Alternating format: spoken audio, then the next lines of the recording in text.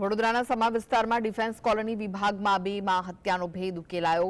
પત્નીની હત્યામાં પતિ જ હત્યારો નીકળ્યો। આરોપી મનજીતસિંહ ધિલોનની પોલીસે ધરપકડ કરી। હત્યારા પતિએ પત્નીના આડા સંબંધની શંકા રાખી પોતાના ઘરમાં જ ટૂંપો આપી પત્નીને હત્યાને અંજામ આપી દીધો। મૃતક પત્ની પૂર્ણિમા ખાનગી કંપનીમાં નોકરી કરતી હતી। પોલીસે હત્યારા પતિ મનજીતસિંહ ધિલોન પાસેથી પત્નીના દાગીના પણ રિકવર કરીને આગળની કાર્યવાહી હાથ ધરી છે।